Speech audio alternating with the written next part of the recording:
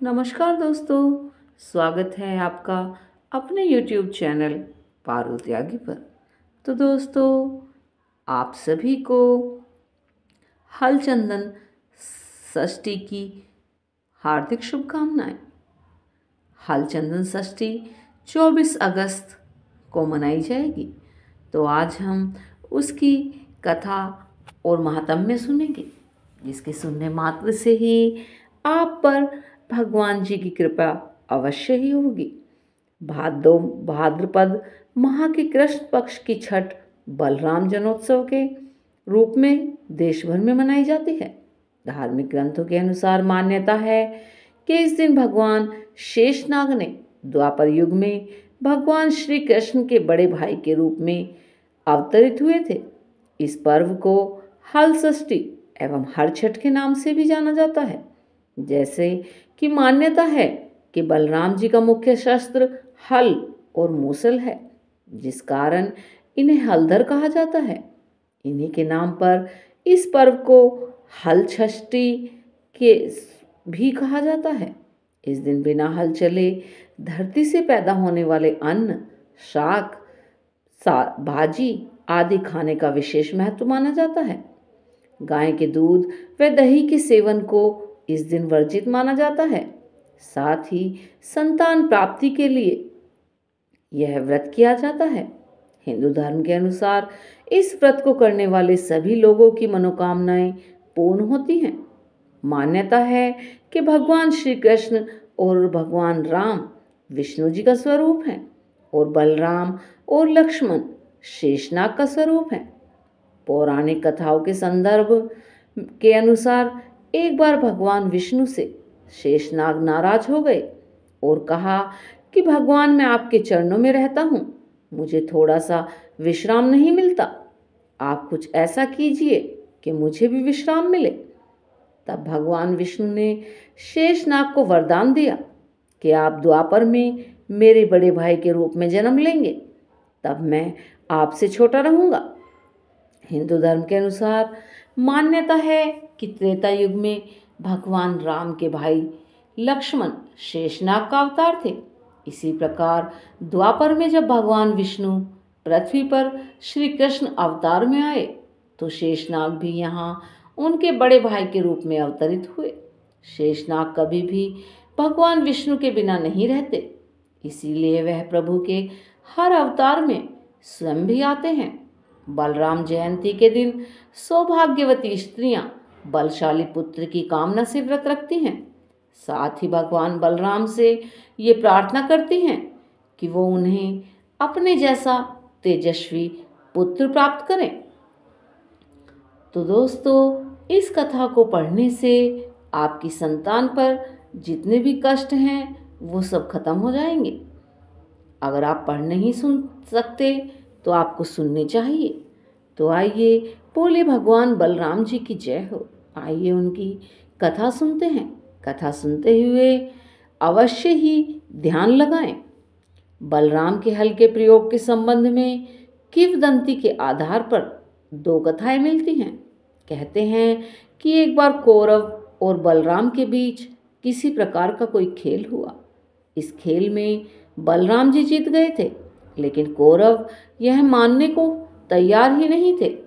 ऐसे में क्रोधित होकर बलराम जी ने अपने हल से हस्तिनापुर की संपूर्ण भूमि को खींचकर गंगा में डुबोने का प्रयास किया। तभी आकाशवाणी हुई कि बलराम ही विजेता है, और इस आकाशवाणी को सभी ने सुना और माना भी। इससे संतुष्ट होकर बलराम जी ने अपना हल रख दिया। तभी से वे हलधर के रूप में प्रसिद्ध हो गए। दूसरी कथा के अनुसार भगवान श्री कृष्ण की पत्नी जामवती का पुत्र सांब का दिल दुर्योधन और भानुमति की पुत्री लक्ष्मणा पर आ गया था और वे दोनों आपस में प्रेम करने लगे थे। दुर्योधन के पुत्र का नाम लक्ष्मण था और पुत्री का नाम लक्ष्मणा।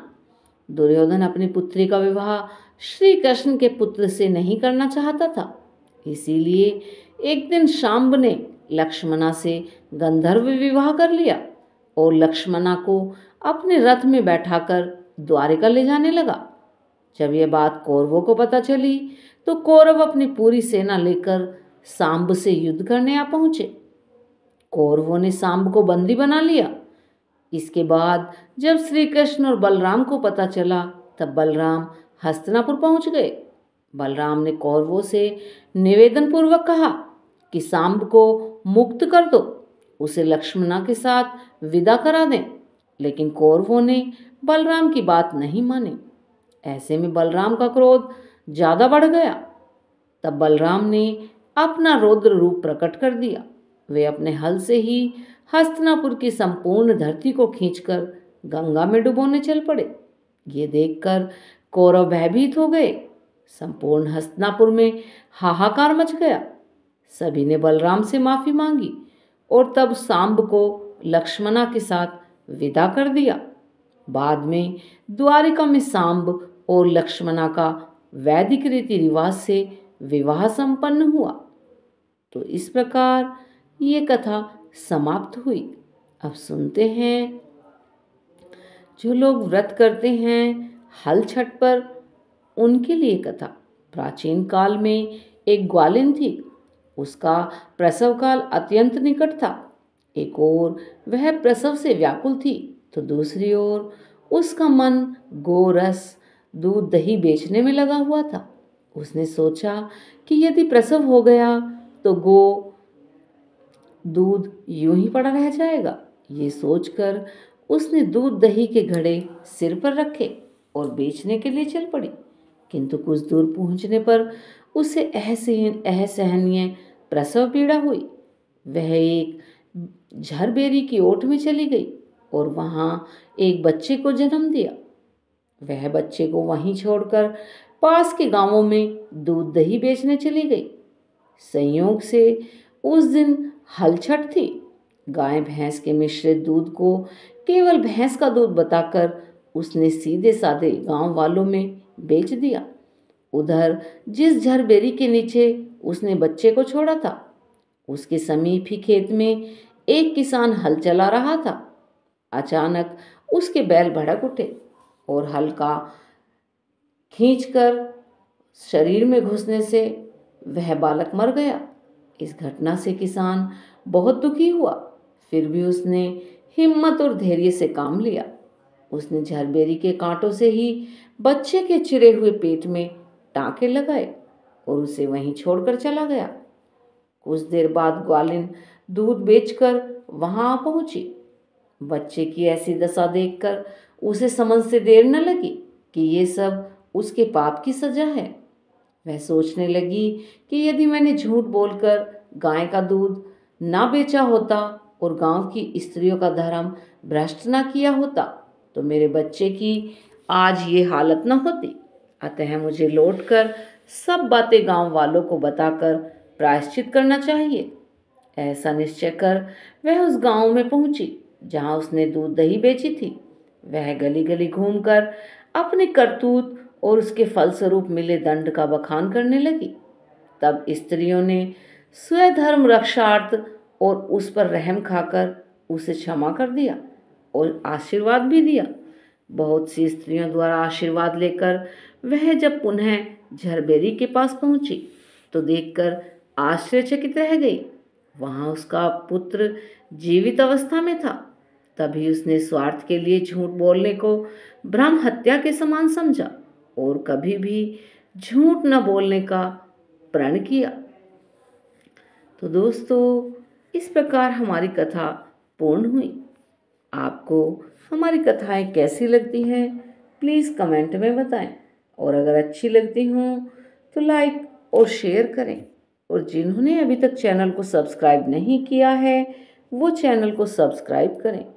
और हाँ दोस्तों, ऐसी ही कथाएं सुनने के लिए हमारे चैनल पर बने रहें। धन्यवाद दोस्तों।